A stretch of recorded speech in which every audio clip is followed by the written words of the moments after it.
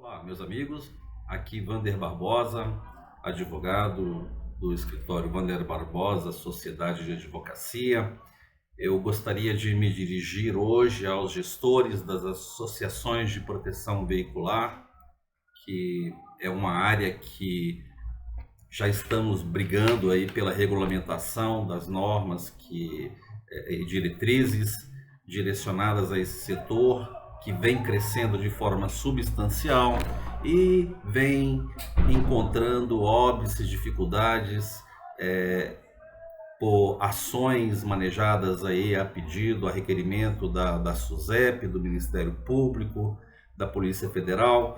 Outras dificuldades referentes às associações também são nas oportunidades em que elas são demandadas em juízo e costumeiramente, de forma que está predominando, tem-se verificado que os juízes estão equiparando as associações em juízo nas demandas com seus associados como relações de consumo, o que nós brigamos, não concordamos, e dentro da consultoria que o escritório presta aos seus diversos clientes, temos indicado condutas, procedimentos que buscam modificar esses entendimentos e trazer dentro do processo uma condição de igual para igual, ou seja,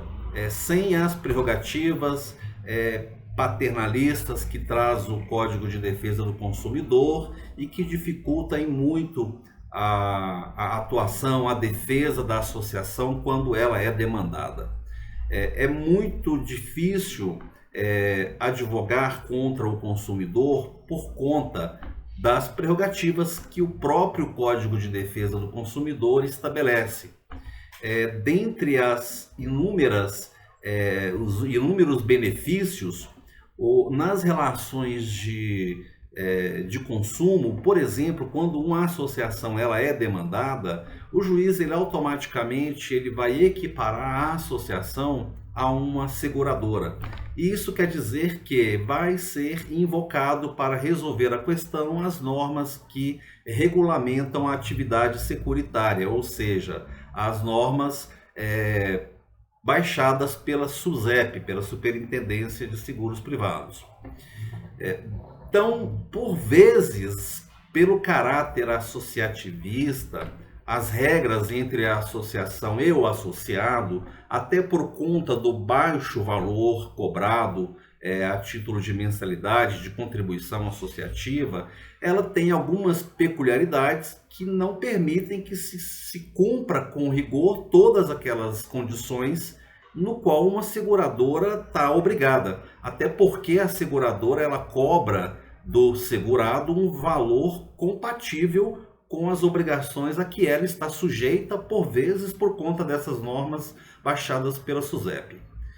Então, considerando que o valor que é exigido a título de contribuição associativa é inferior, por óbvio, os benefícios também serão condizentes com aquilo que é pago, para que haja aí uma harmonia entre o que é arrecadado e o que é gasto com a operação da associação. Quando há essa modificação do entendimento, ou seja, equipara-se essa relação entre associado e associação às normas consumeristas, uma das condições que vão reger essa ação é a inversão, por exemplo, do ônus da prova. O consumidor ele alega um fato e na condição de hipossuficiente, o juiz ele vai inverter o ônus da prova, obrigando que a associação faça a prova negativa. Ou seja, é uma grande dificuldade, eventualmente, você conseguir demonstrar uma alegação daquele associado a despeito de um determinado fato, porque eventualmente você não tem mais a materialidade, você não tem um veículo, você não tem acesso àquele bem que eventualmente foi danificado, e com isso a associação ela perde a possibilidade de fazer uma prova em sentido contrário. Com isso, ela acaba sendo condenada. Então, a inversão do ônus da prova, por vezes, ela é impossível, é a prova diabólica. Entretanto, por se tratar de uma relação de consumo, ainda assim, mesmo sendo diabólica, essa prova ela fica a encargo da associação, e ela não conseguindo cumprir com esse ônus, ela acaba, por vezes, sendo condenada e também, muitas vezes, injustamente. Uma outra característica de uma ação judicial onde se reconhece a incidência do Código de Defesa do Consumidor é a prerrogativa de foro. Um associado, por exemplo, domiciliado numa cidade do interior de algum estado, longe da matriz da associação, ele pode propor a ação lá na cidade dele. Ele não fica obrigado a acatar a regra geral de foro de domicílio do réu em razão dessa prerrogativa estabelecida pelo Código de Defesa do Consumidor. Felizmente, hoje, embora prejudicial, os processos estão tramitando praticamente todos de forma digital, tudo online, com exceção de algumas audiências que ainda estão sendo presenciais ou que voltaram a ser presenciais pós-pandemia. Mas a prerrogativa de foro é uma condição que o Código de Defesa do Consumidor estabelece, que favorece o associado quando ele está em juízo, e isso implica, por exemplo, nas provas. Se há que fazer uma perícia, um exame, uma colheita de provas no local onde houve um acidente, por exemplo, e há suspeita de fraude, se o associado ele reside longe, às vezes dificulta que a associação ela proceda com essas diligências, exatamente por conta desse distanciamento geográfico.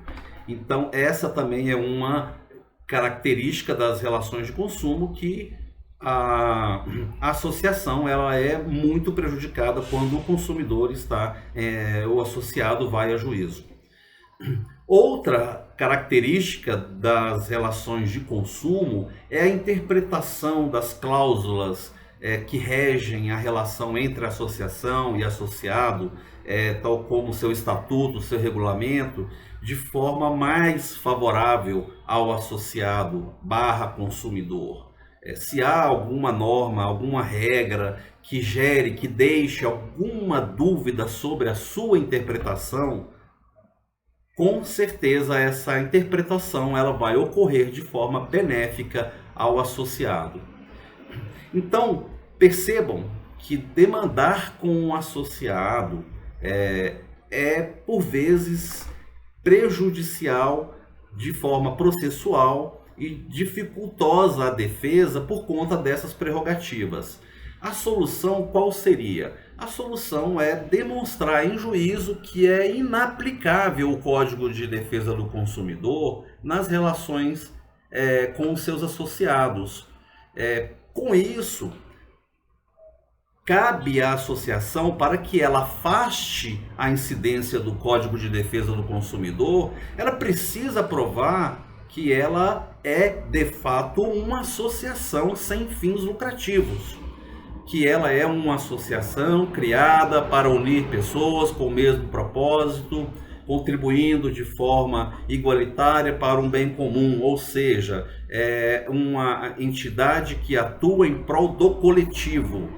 É preciso, portanto, já na primeira manifestação, demonstrar e comprovar isso para que a incidência do Código de Defesa do Consumidor seja afastada dessas relações discutidas em juízo. Isso traz uma paridade excepcional para que a solução seja encontrada da forma mais justa possível. Porque quando você afasta o Código de Defesa do Consumidor, a questão ela fica integralmente submetida a uma análise frente ao que dispõe o Código Civil, o Código de Processo Civil. Nessa hipótese, por exemplo, o ônus da prova ele é de quem entra com a ação, do autor da ação. Se há necessidade de demonstrar e comprovar algum fato, caberá ao associado, nessa hipótese, produzir todas as provas que ele entende pertinente para convencer o juiz. Não vai haver nessa hipótese, por exemplo, a inversão do ônus da prova, como ocorre nas questões submetidas ao Código de Defesa do Consumidor, onde essa prova, contrário do que se estabelece nas ações, nos processos regulados pelo Código Civil, o ônus da prova no CDC, ele é transferido para o réu, para a associação, no caso, fornecedora. Então, como fazer? É preciso demonstrar que essa entidade, que a sua associação efetivamente, ela funciona como tal e comprovar isso. Mas como comprovar que eu atuo, que a minha entidade de fato é uma associação e ela age como associação? É preciso, eu vou tecer breves comentários, eu vou pontuar alguns tópicos que eu entendo relevantes e daqui por diante eu vou fazer uma outra série de vídeos e vou falar um pouquinho mais de forma aprofundada sobre cada uma dessas características. Então, fica atento, não perca, marca aí o sininho aí para você acompanhar as novas publicações, os novos vídeos. E hoje, de forma sucinta, algumas peculiaridades que dizem respeito a uma entidade que efetivamente cumpre a sua natureza de associação, a demonstrar e comprovar cada ato da gestão voltado para o coletivo. Por exemplo, a elaboração de um código de conduta ética e um manual de procedimentos é um documento que deve ser elaborado por cada associação, que vai ser o princípio, irá demonstrar os princípios éticos, os princípios legais, morais, e vai demonstrar o espírito coletivo que deve ser adotado por cada presidente que vier a ser eleito, por cada diretor e por cada colaborador. Também tem que ser demonstrado nesse manual, nesse código de conduta ética, qual é a postura de cada associado perante as situações em que ele esteja com o nome daquela associação à frente, como ele vai conduzir a sua postura com relação às suas obrigações sociais. Então, o Código de Conduta Ética, ele é um dos principais documentos que ele estabelece diretrizes para que cada colaborador siga adotando um critério padrão que foi convalidado numa assembleia, que foi aceito por todos e que deve pautar todas as condutas de toda a equipe da esfera administrativa, inclusive dos associados. Uma outra característica é a publicação dos editais com convocação para as assembleias ordinárias. É comum, dentro das associações de proteção veicular, assembleias que são realizadas sem que haja a demonstração que houve a publicação do edital, que não há comprovação de que qualquer associado tenha sido devidamente intimado para dela participar. Então, com a ausência de demonstração dessa prática com relação às assembleias, é impossível você provar, por exemplo, para um juiz que que os seus regulamentos, que os seus documentos gerenciais foram devidamente votados por uma assembleia legalmente realizada mediante intimação prévia dos associados para dela participarem. Então, a publicação dos editais com intimação dos associados para participarem das assembleias é um ponto relevante que deve ser adotado se for como condição imprescindível para que se demonstre que a associação de fato age como tal em juízo. Outro ponto relevante é que, sendo uma associação, uma entidade voltada a buscar benefícios para um coletivo, para um grupo de pessoas com finalidade específica e que ela atua sem fins lucrativos, é imprescindível que se demonstre os resultados financeiros dessa associação.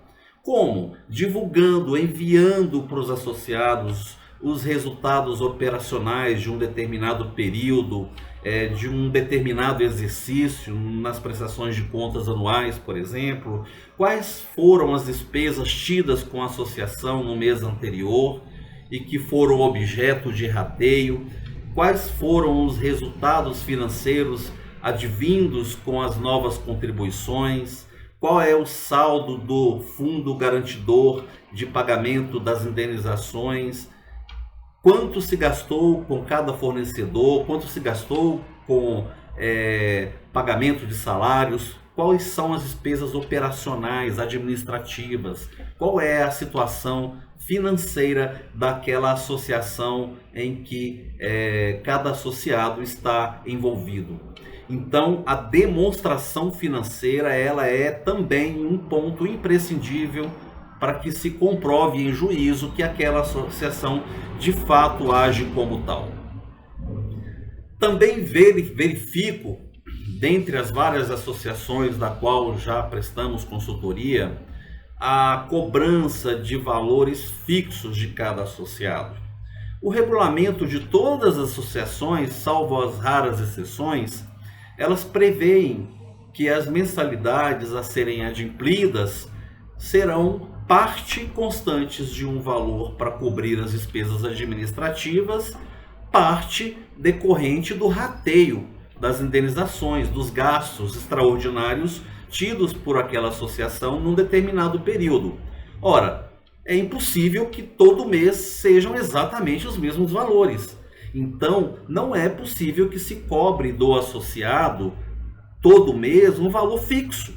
Esse valor ele precisa oscilar um pouco para baixo, um pouco para cima, mas ele precisa estar vinculado ao procedimento de rateio que foi realizado com base nos custos extraordinários que foram lançados no mês anterior. Então, os rateios não basta estar previsto no regulamento ou estatuto, ele precisa ser demonstrado na prática, mês a mês, de que ele realmente foi efetivado com base naqueles resultados.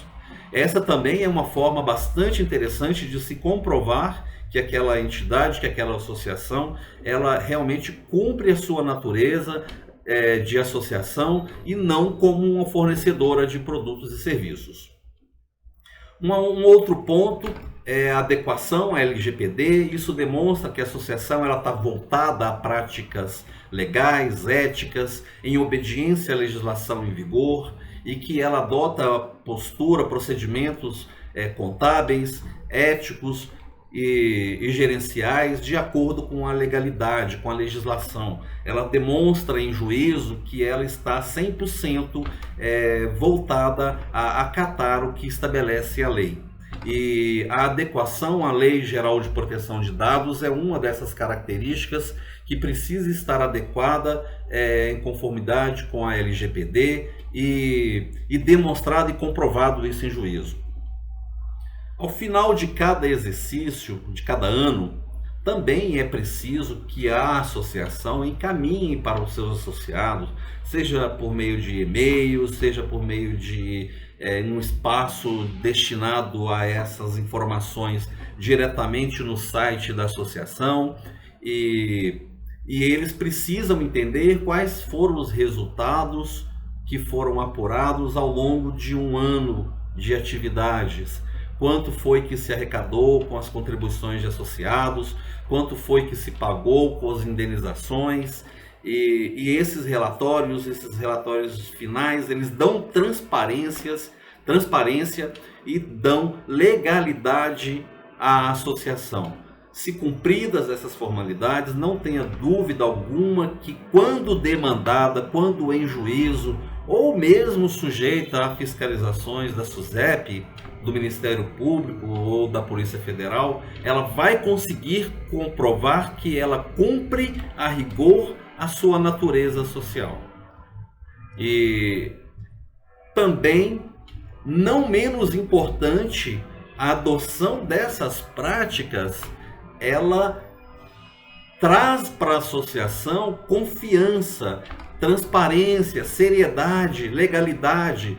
Isso, de boca em boca, um associado passa a informação para o outro e com certeza ela vai cair na graça de tantas outras pessoas de um mercado bilionário, hoje praticamente dominado pelas seguradoras convencionais, as poucas, e isso vai permitir que essa associação, e quanto mais associações nós tivermos cumprindo com rigor todas essas condições, mais nós estaremos bem vistos aos olhos da sociedade e dos milhões de consumidores que anseiam por um serviço a preço justo e eficiente, contrário das seguradoras que cobram caro e nem sempre dão a segurança que se busca com esse tipo de contratação.